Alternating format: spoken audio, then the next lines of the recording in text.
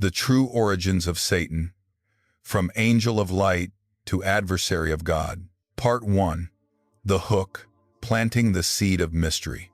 Beneath the flickering glow of a single candle, casting long, dancing shadows across ancient texts, we embark on a journey into one of the Bible's most profound and unsettling mysteries. Who is Satan? Is he merely a symbol of evil, a personification of humanity's darkest impulses, or a tangible entity with a sinister will? The very name evokes fear, dread, and an age-old battle between light and darkness.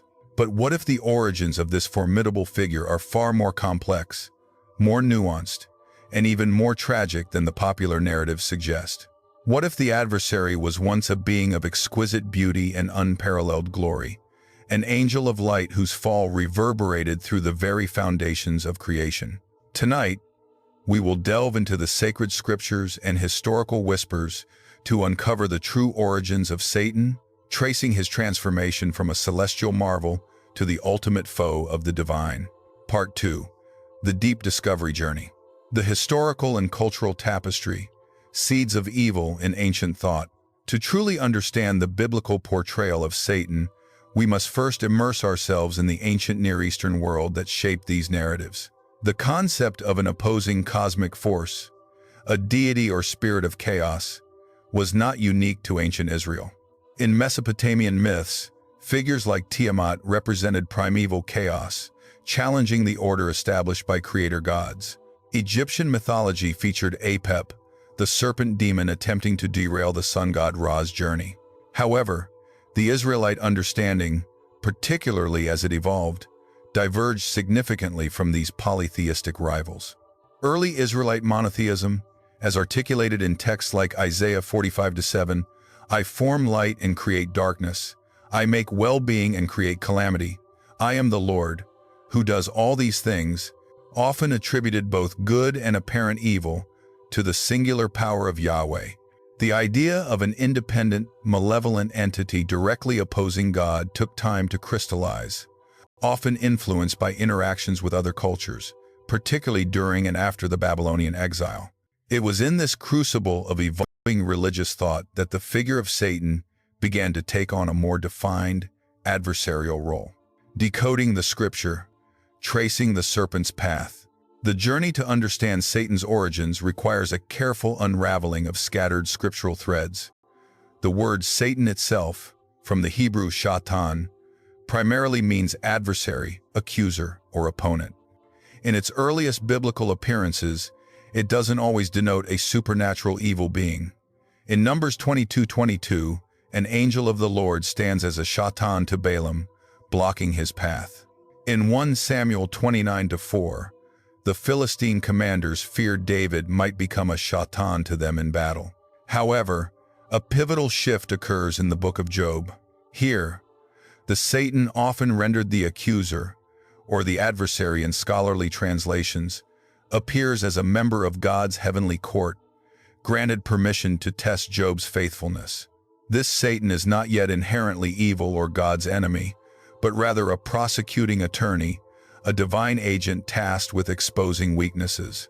Yet, even here, a chilling edge emerges in his challenge to God's trust in humanity.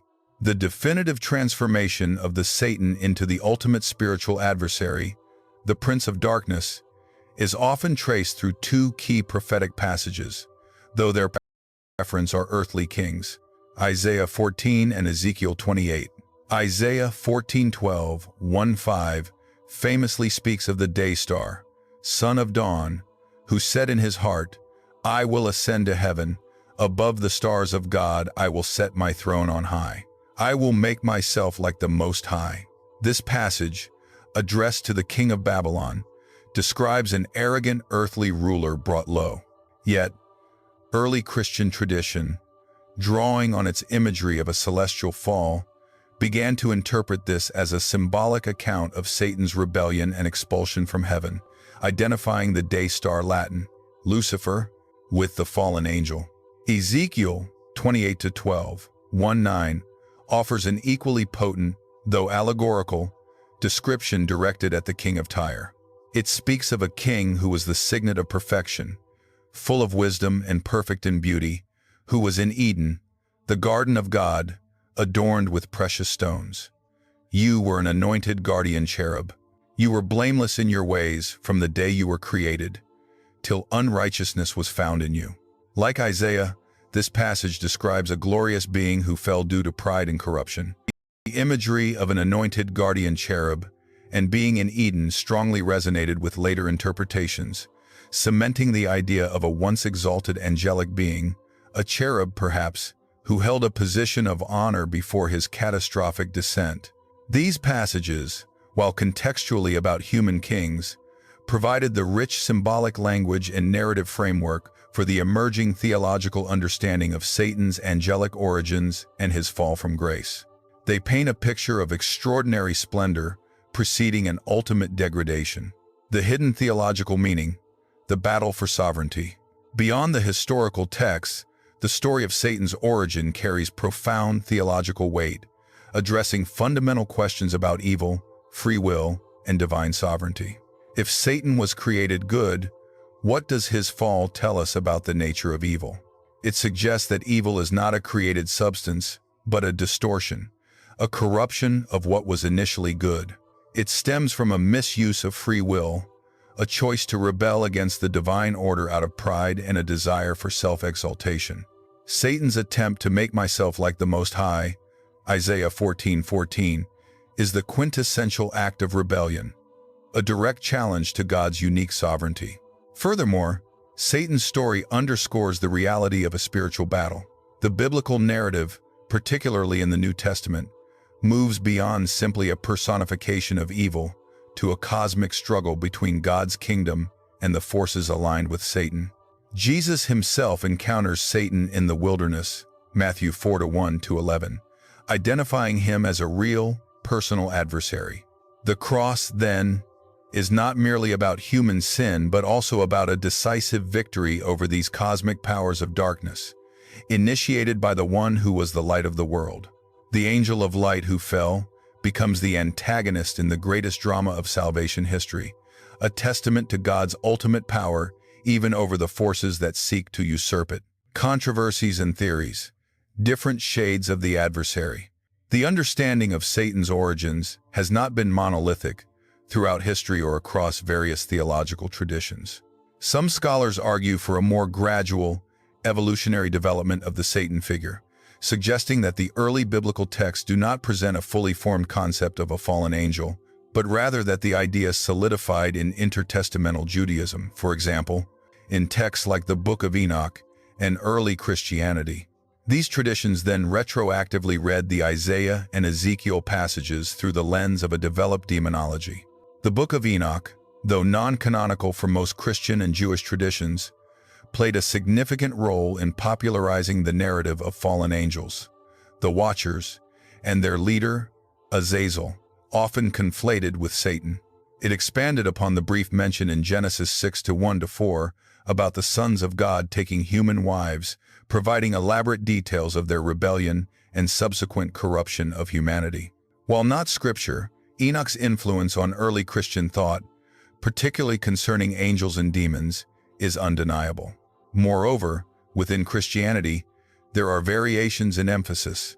Some traditions focus heavily on Satan as a personal, active entity waging war against believers, while others interpret Satan more metaphorically, representing the collective forces of evil in the world or the inner struggle against sin. Regardless, the core narrative of a once glorious being who chose rebellion remains a powerful, unifying thread, speaking to themes of choice, consequence, and the enduring nature of divine justice. Part 3. The Eternal Echo. We began by asking who Satan truly is, and our journey through history and scripture has revealed a figure far more complex than a simple caricature of evil. We have traced his evolution from a divine functionary in God's court to the adversary, an entity whose ultimate fall is foreshadowed in the ancient prophecies, and whose presence defines the cosmic struggle against divine sovereignty. The transition from angel of light, Lucifer, the glorious morning star, to the enemy of God is a testament to the destructive power of pride and the tragic consequence of rebellion against the Creator. Yet, this story is not merely one of darkness and despair. It is a profound meditation on the nature of choice, the reality of evil, and the unyielding hope of ultimate redemption. For in the narrative of Satan's fall, we are reminded of the inherent goodness of creation and the divine love that seeks to reclaim what was lost. The adversary exists to highlight the profound victory promised and indeed delivered by a God who loved the world so much that he gave his only Son. As the candle flickers, casting its light into the deepest shadows, let us reflect on this eternal echo, that even in the face of the greatest opposition, the light of divine truth will always prevail. What does this ancient battle, this cosmic drama, teach us about our own choices, our own struggles, and the ultimate victory of light over darkness in the grand tapestry of